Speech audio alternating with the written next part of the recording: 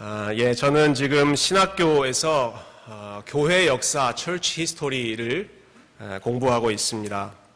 학교에서 처음 공부를 시작하던 첫 학기 때 제가 교수님께 질문을 한번 한 적이 있습니다. 좋은 역사가, Church History를 배우고 있기 때문에 좋은 역사가 Good Historian이 되려면 어떻게 해야 됩니까? 라는 질문을 드렸습니다.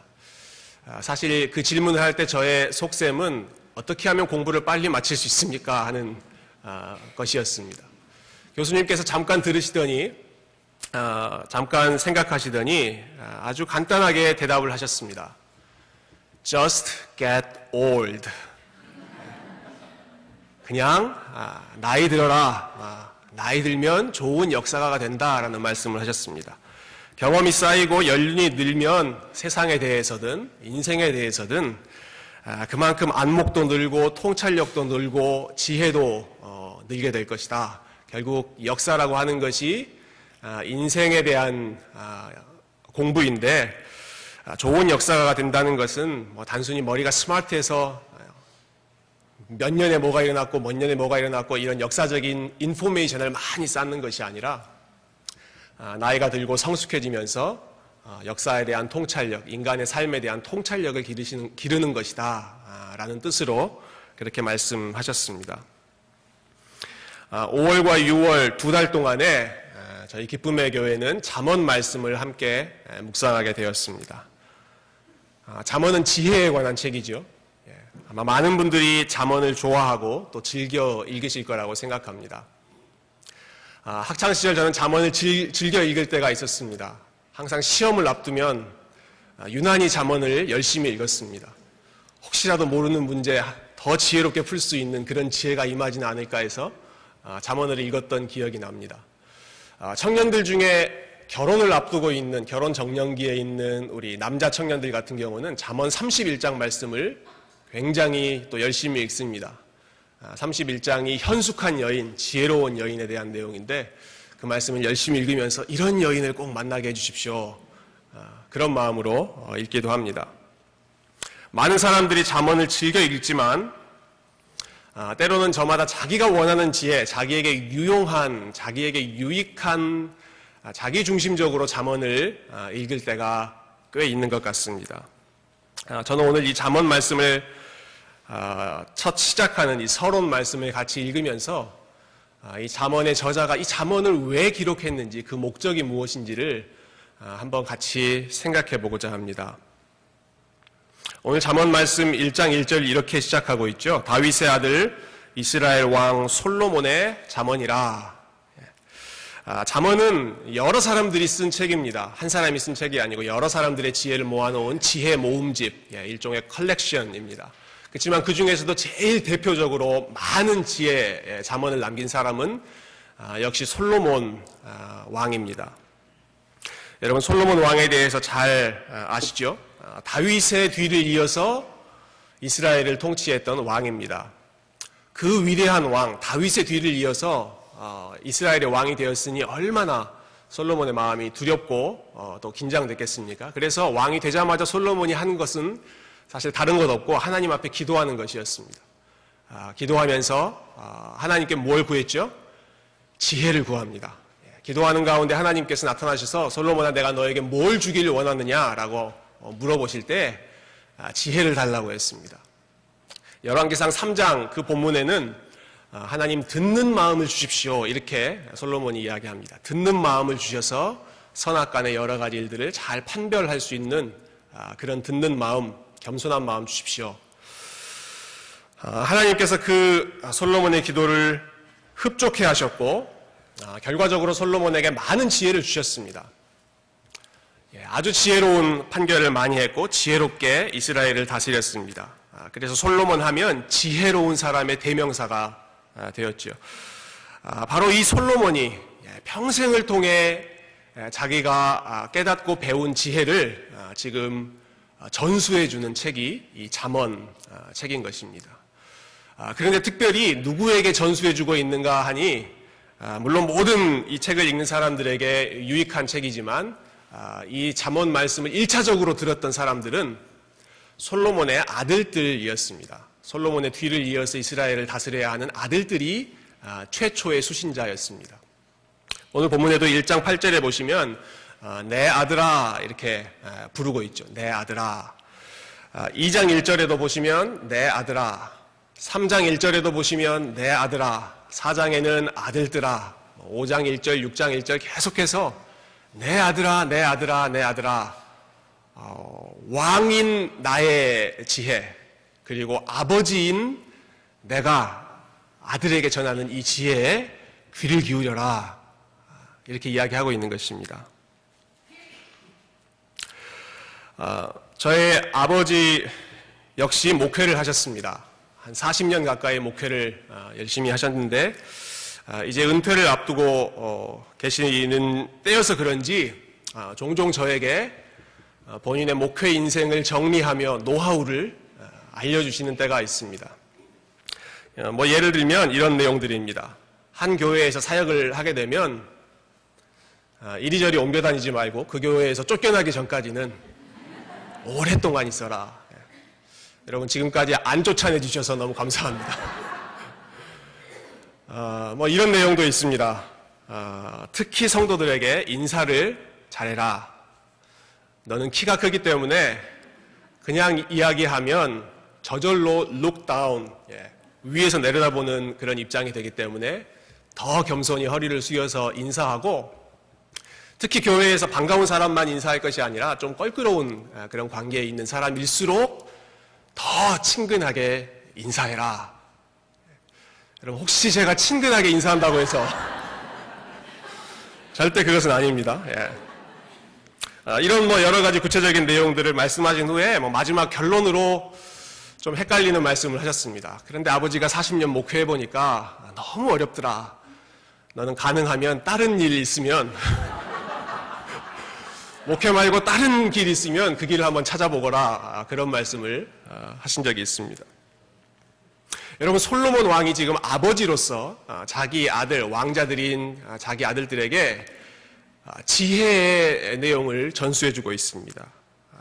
통치자로서의 노하우를 어떻게 하면 지혜로운 왕이 되어 하나님 나라의 백성을 잘 다스릴 것인지 가르치고 있습니다.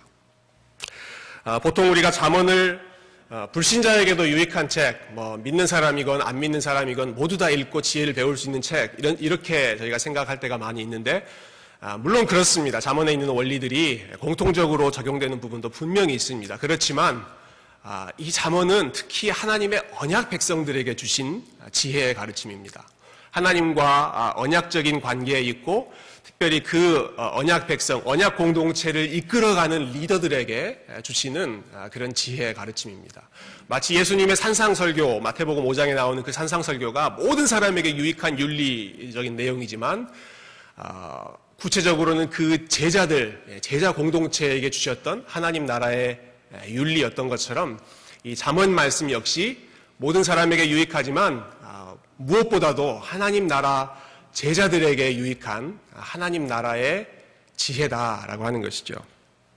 믿음으로 그리스도와 연합하고 그 결과 하나님 나라의 왕 같은 제사장이 된 저와 여러분이 꼭 귀 기울여 드려야 할 지혜가 이 잠언 말씀에 풍성하게 기록되어 있습니다.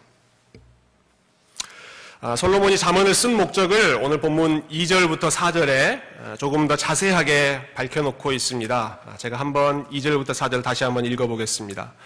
이는 지혜와 훈계를 알게 하며 명철의 말씀을 깨닫게 하며 지혜롭게 공의롭게 정의롭게 정직하게 행할 일에 대하여 훈계를 받게 하며 어리석은 자를 슬기롭게 하며 젊은 자에게 지식과 근신함을 주기 위한 것이다. 이 목적을 위해서 내가 잠언을 기록한다라는 것이죠. 여기에 열거되고 있는 내용들은 주로 성품과 관련된 내용들입니다. 지혜로워져야 된다, 공의로워야 한다, 정직해야 한다, 성품에 관한 내용들을 주로 이야기하고 있습니다. 솔로몬이 이야기하는 지혜로워진다라고 하는 것은 머리가 좋아지는 것이 아니고 어떠한 돌을 트는 그런 것이 아니라 캐릭터를 빌딩하는 것입니다. 성품이 좋아지는 것입니다. 특히 4절 말씀에서 이 솔로몬 왕이 아주 흥미로운 그런 비교를 하고 있습니다. 어리석은 자를 슬기롭게 하며 젊은 자에게 지식과 근신함을 주기 위해서 이 잠언이 필요하다라는 것이죠. 여러분, 잠언에서 자주 사용되는 그런 문학적인 형태, 문학적인 방법이 하나 있는데 그것은 병행법이라고 하는 그러한 기법입니다. 비슷한 내용을 두 가지를 같이 이야기하면서 그 뜻을 더 강조하는 것입니다. 어리석은 자, 젊은 자, 이 두 가지 캐러고리가 솔로몬이 이야기하고 있는 이 4절에서는 같은 부류의 사람입니다. 어리석은 자 이꼴 젊은 자라고 하는 것이죠. 오늘날은 젊음이 우대받는 시대죠. 젊음이 숭상받는 시대입니다. 젊어 보이십니다 라고 하는 것이 칭찬의 말이죠.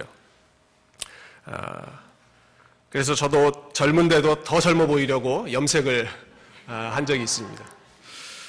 그런데 잠언에서 젊은 자는 어리석은 자입니다. 잠언에서 이 젊은 자는 지혜가 부족한 자입니다. 왜 어리석은 자인가? 지혜가 부족하기 때문에 진리를 올바로 분별하지 못하고 진리를 올바로 분별하지 못하기 때문에 하나의 진리, 견고한 진리 위에 든든히 서 있지 못하고 이리저리 흔들리는 그 사람이 젊은 사람이기 때문에 그렇습니다. 특히 본문에 나오는 어리석은 자라고 하는 단어가 히브리어로는 베티라고 하는 단어인데 이 단어의 사전적인 의미가 아주 재밌습니다. 모든 것에 열려 있으나 아무 것에도 헌신하지 않는 사람이라는 뜻이 이 단어에 있습니다. Open to everything but commit to nothing. 영어 설명에 그렇게 되어 있더라고요. 모든 것에 열려 있지만 아무 것에도 헌신하지 않는 어떤 중요한 원리 하나에 확고하게 분명하게 헌신되어 있는 것이 아니라 모든 것에 열려 있어서 이것이 좋아 보이면 그리 갔다가 저것이 좋아 보이면 또 그쪽으로 갔다가 쉽게 흔들리는 그러한 사람을 가리켜서 솔로몬은 어리석은 자다라고 말하고 있습니다. 제가 부모님께 감사하는 것들이 참 많이 있습니다. 그런데 그 중에 제일 감사하는 것은 저에게 피아노를 가르쳐 주신 것입니다.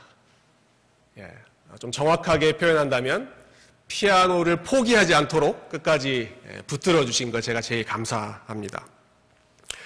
제가 6살 때부터 피아노를 배우기 시작했는데요. 여러분, 제가 항상 즐거운 마음으로 피아노를 배웠을까요?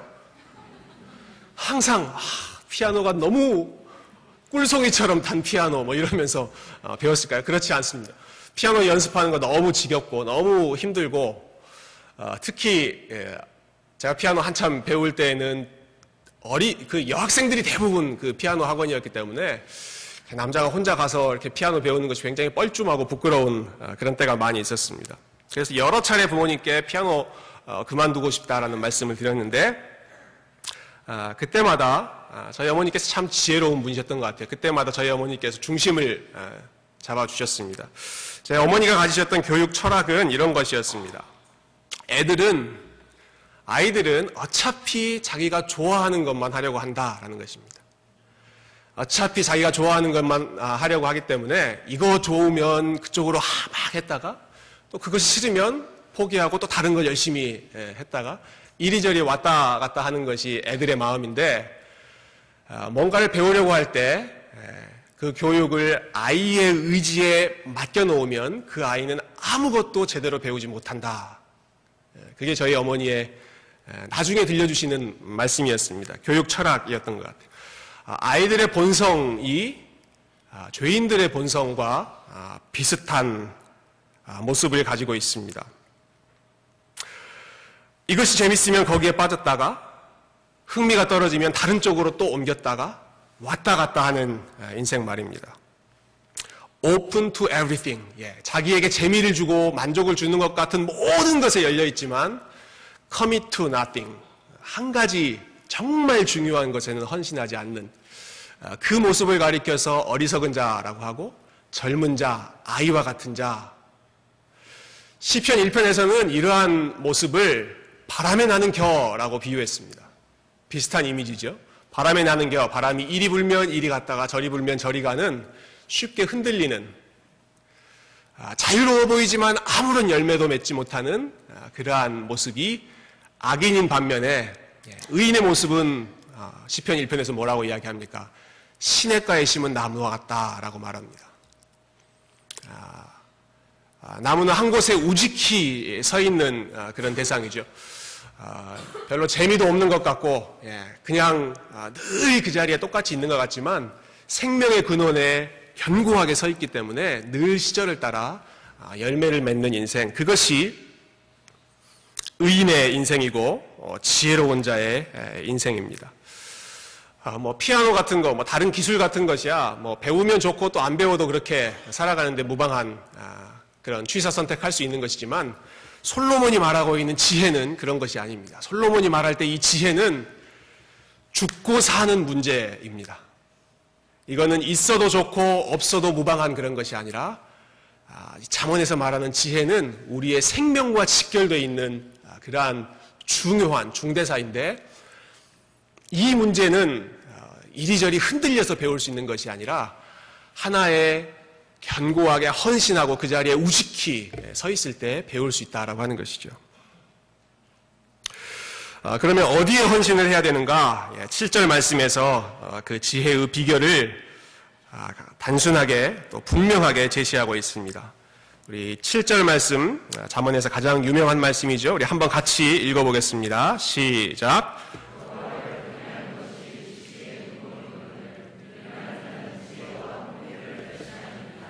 잠언은 여호와를 경외하는 것이 지식의 근본이다라고 선언하면서 시작합니다.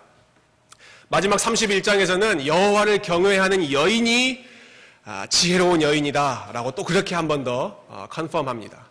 그리고 1장부터 31장까지 모든 잠언의 내용, 구체적인 내용, 잠언의 내용들이 참 많이 있지 않습니까? 이 모든 내용들은 자녀를 키우는 문제든지 사람과의 관계의 문제든지 우리의 일, 직업 윤리에 관한 문제든지 비즈니스 윤리에 관한 문제든지 모든 것이든 간에 이 7절에서 이야기하고 있는 여호와를 경외하는 태도가 우리의 삶의 모든 부분에 적용되고 나타내야 된다.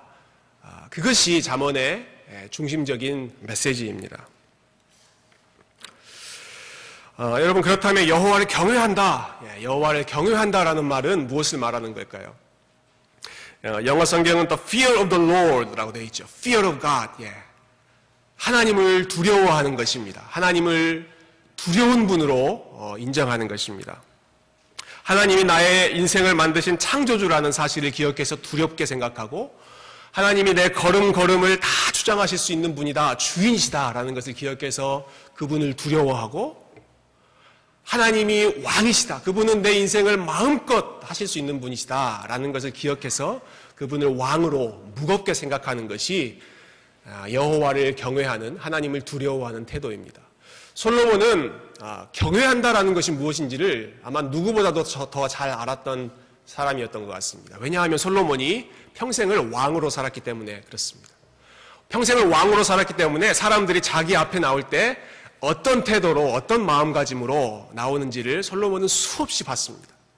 함부로 나오지 않고 조심스럽게 나오고, 그 앞에서 마음의 중심을 지키고 겸손하게 나오고, 때로는 긴장하는 모습으로 나와서 그 왕 앞에 경외하는, 두려워하는 그러한 모습을 솔로몬은 봤습니다. 그 솔로몬이 평생을 왕으로 살면서 많은 사람들이 자기 앞에서 두려워하는 모습을 보았던 이 솔로몬이 지혜는 여호와를 경외하는 것, 여호와가 왕이신 것을 인정하는 것이다 라고 이야기하는 것입니다. 그리고 특별히 자기 아들들에게, 앞으로 왕이 될 이러한 자기의 후손들에게 앞으로 시간이 지나면 너희들이 왕이 될 텐데 니네들이 왕이 아니라 하나님이 왕이시긴 것을 기억해라. 니네들이 다스리는 것이 아니라 하나님이 너희들의 모든 삶을 일거수일투족 다 다스리시는 것을 기억해라. 그것이 여호와를 경외하는 것, 여호와를 두려워하는 것, 하나님을 무겁게 생각하는 것, 그것이 모든 지혜, 모든 지식의 출발점, 근본이다 라고 하는 것이죠. 여러분, 하나님을 경외하는 마음, 하나님을 두려워하는 마음으로 살고 계십니까? 성경을 많이 읽으신 분 중에 이렇게 반문하실지 모르겠습니다. 아니, 하나님을 두려워하고 이렇게 무서워하면서 사는 것은 결국 구약시대에 해당하는 믿음 아닙니까? 우리는 신약시대 예수님 안에서 하나님을 아버지로 모신 사람들인데 우리에게는 훨씬 더 자유롭게 하나님을 기쁘게 대할 수 있는 그러한 특권이 주어지지 않았습니까? 맞는 말씀입니다.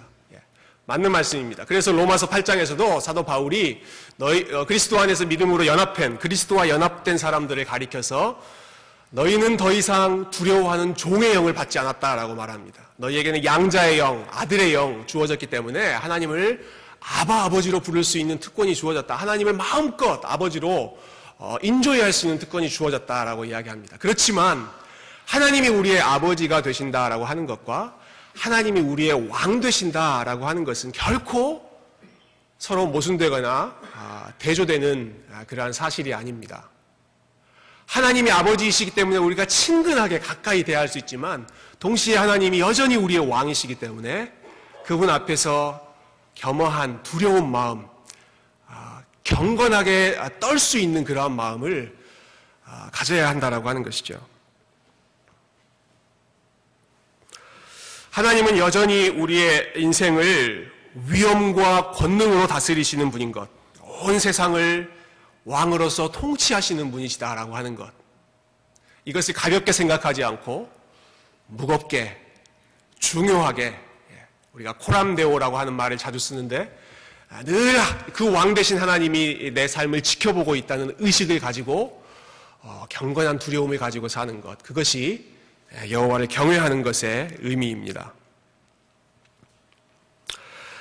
지난 한 주 동안에 저희 교회 교우님들 중에 갑작스럽게 병원에 입원하신 분들이 꽤 계셨습니다. 우리 EM에 있는 젊은 우리 형제 한 명도 중환자실에 입원해서 지금도 치료받고 있고요.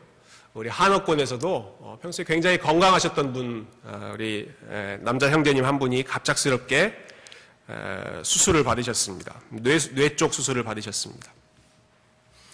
병원 신방을 가서 이분과 잠깐 이야기를 나누는데 이분이 그런 이야기를 하십니다. 본인의 삶을 회개하시면서 내가 그동안 하나님 앞에 굉장히 경홀하게 하나님을 두려워하지 않으며 살았는데 하나님께서 이런 일들을 통해서 저를 하나님을 더 두렵게 만드시는 것 같습니다. 하나님께 더 가까이 가도록 이끄시는 것 같습니다. 그런 말씀을 하셨습니다.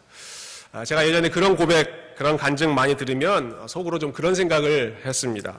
아니 하나님이 무슨 깡패도 아니고 뭐 하나 잘못했다고 그렇게 잘못할 때마다 그렇게 때리시는 분이신가? 마치 악한 교통경찰처럼 몰래 숨었다가 신호만 어겨봐라 그냥 바로 잡는다, 그렇게 우리가 잘못하기만 죄짓기만을 기다리고 계시는 그런 분이신가? 하나님 그런 분 아니시잖아요. 좋은 분, 우리의 죄를 우리의 허물을 훨씬 더 많이 용서해 주시는 분이시잖아요. 그래서 하나님 그렇게 두려워만 하는, 그렇게 두려움만 있는 그런 믿음 가지지 마시라고 마치 잘못된 신앙을 교정해 주는 것처럼 그렇게 말씀을 드릴 때가 종종 있었습니다. 그런데 여러분, 물론 어느 아버지가 자녀가 잘못할 때마다 매번 매를 들겠습니까마는 다시 생각하면 어느 아버지가 또 잘못된 길을 가고 있는 자녀를 그대로 놔두겠습니까? 자녀가 잘못된 길로 가고 있다면 매를 들고 책망을 해서라도 그 사람을 자기의 길로 되돌려야 하는 것이 좋은 아버지의 모습 아니겠습니까? 예전에는 이러한 우리가 하나님을 생각할 때 너무 무서운 분, 두려운 분, 우리의 잘못 하나하나 다 그냥 죄를 물으시는 분, 그런 분으로 생각하는 분위기가 많았던 것 같습니다. 그래서 하나님이 자비하신 분이다라고 하는 것을 더 많이 이야기할 필요가 있었습니다. 하나님이 너그러우신 분, 그 부분을 좀 강조할 필요가 있었습니다. 그렇지만 그 반대쪽을 강조하다 보니까 오늘은 좀 다른 극단, 반대편 극단으로 치우치지 않았나 하는 생각이 조심스럽게 듭니다. 하나님은 무조건 너그럽기만 하신 분, 용서만 해주시는 분, 무조건 내 뜻을 이해해 주셔야만 하는 분, 무조건 나에게 잘해 주시기만 해야 하는 분, 그렇게 하나님을 가볍게, 영어로는 그렇게 이야기하더라고요. God is not our body. 하나님 우리의 가까운 그런 친구 정도가 아니시다. 그렇게 가볍게만 생각하는 것이 오늘날의 반대쪽에 치우칠 수 있는 문제입니다. 그러한 나머지 우리가 하나님 앞에서 정작 가져야 할 두렵고 떨리는 마음을 많이 잃어버렸습니다. 하나님을 향한 경건한 두려움이 없는 신앙생활은 하나님을 만홀히 여기는 죄입니다. 하나님은 결코 우리와 만만하게 대등한 위치에 있을 수 있는 분이 아니고 하나님이 뭐라고 한마디 하시면 우리는 그 앞에서 꾹뻑 죽을 수밖에 없는 그런 차원이 다른 분이십니다. 그런데 우리가 그 하나님을 경건한 두려움으로 하나님께 올려드려야 할 합당한 그러한 경외함으로 섬기지 않는다면 그것은 하나님의 위엄을 우리가 깎아내리는 경솔한 잘못이 되는 것이죠. 그래서 솔로몬은 하나님을 왕으로 주인으로 삶의 주권자로 경외하는 것, 이것이 지혜의 시작이다라고 선언하면서 이 잠언을 시작합니다. 거기에서 멈추지 않고 어리석은 사람에 대해서 또한 경고하며 오늘 본문을 맺습니다. 7절 말씀 제가 다시 한번 읽어보겠습니다. 여호와를 경외하는 것이 지식의 근본이거늘 이렇게 이야기했죠. 그리고 곧 이어서 미련한 자는 지혜와 훈계를 멸시하느니라. 여호와를 경외하는 것이 지혜의 근본이지만 미련한 사람은 지혜의 근본인 이 여호와를 멸시하고 하나님을 없이 생각한다. 여러분, 우리가 하나님을 경외하지 않으면 다른 것을 경외하게 됩니다. 잠언에 나와 있는 모든 내용들이 사실 그 핵심의 원리가 그것입니다. 자녀의 문제, 일의 문제, 돈의 문제, 모든 것에 있어서 이것이 하나님이 주신 선물이지만 그것을 여호와를 경외하는 마음으로 출발하지 않으면 다른 것들이 우리를 두렵게 만드는, 우리가 경외하게 되는, 그래 우리가 섬기게 되는 대상이 되어버린다는 것입니다. 물론 자녀는 각 가정에 주신 여호와의 기업입니다. 그렇지만 하나님을 경외하지 않으면 우리가 자녀를 경외하게 됩니다. 개미처럼 열심히 일하는 것, 잠언에서 분명히 가르치는 지혜입니다. 그렇지만 여호와를 경외하는 것으로부터 시작하지 않으면 자신의 근면함, 자신의 열심조차도 우리의 우상이 될 수가 있습니다. 하나님을 경외하는 데서 출발하지 않으면 우리는 우리 자신의 잘 짜여진 계획, 인생에 대한 잘 짜여진 그 플랜을 경외하게 되고 또는 자기가 누리고 있는 많은 인맥을 대신 경외하게 될 것입니다. 이와 같이 하나님 아닌 다른 것을 경외하고 있는 사람을 가리켜서 솔로몬은 그 사람은 어리석은 사람이다. 그 사람은 미련한 사람이다. 경고하고 있는 것이죠. 저는 이렇게 쉽게 잘 흥분하는 사람이 아닙니다. 그런데 최근에 제가 어떤 이야기를 듣고 굉장히 흥분한 적이 한 번 있습니다. 직접 들은 것은 아니고 한 사람을 걸러서 들어서 그나마 다행이었습니다. 아주 좋은 직장을 가지고 계시는, 그래서 남들이 부러워할 만한 아주 많은 인컴을 가지고 있는 젊은 분이 2명의 자녀를 둔 학부모이신데 이분이 자녀 교육이 얼마나 중요한지에 대해서 열변을 토하셨습니다. 자녀 교육을 하려면 얼마나 공을 들여야 하는지, 그리고 자기가 이 자녀들에게, 자기 2 자녀들에게 얼마나 좋은 교육을 시키기 위해서 얼마나 많이 투자하고 있는지를 열심히 이야기하신 후에 이렇게 말씀하셨답니다. 아이 하나 키우는데 돈이 얼마나 많이 드는데 어떤 사람들은 수입도 별로 없으면서 대책도 없이 애만 많이 낳는다 라는 얘기를 하셨습니다. 네. 여러분 웃으시지만 저는 졸지에 돈도 별로 못 보면서 애만 많이 낳는 천하의 무책임한 부모가 되어버렸습니다. 물론 능력이 있어서 자기 자녀에게 좋은 교육 해줄 수 있다면 얼마나 좋은 일입니까? 얼마나 아름다운 일입니까? 저 역시도 제가 할 수 있는 한 최선을 다해서 저희 자녀들에게 얼마나 할 수 있을지 모르겠지만 열심히 아이들을 교육시키려고 합니다. 그게 부모의 의무이겠죠. 그렇지만 무조건 좋은 교육, 무조건 물질적으로 풍요로운 교육, 최고의 교육을 시켜준다고 해서 그 아이들이 잘 자란다, 올바르게 자란다라고 여러분 장담할 수 있습니까? 대답을 잘 해주셔야 됩니다. 여러분 장담하실 수 있습니까? 예수님은 그렇게 말씀하지 않으셨습니다. 예수님께서는 한 부자에 대해서 말씀하시면서 그 부자가 자기 곳간을 크게 지어놓고 자기 소유가 넉넉한 것을 보면서 흐뭇해하면서 이제 됐다. 내 삶은 든든하다. 안심하고 있는 그 부자를 향해서 이 사람은 어리석은 사람이다라고 예수님께서 말씀하셨습니다.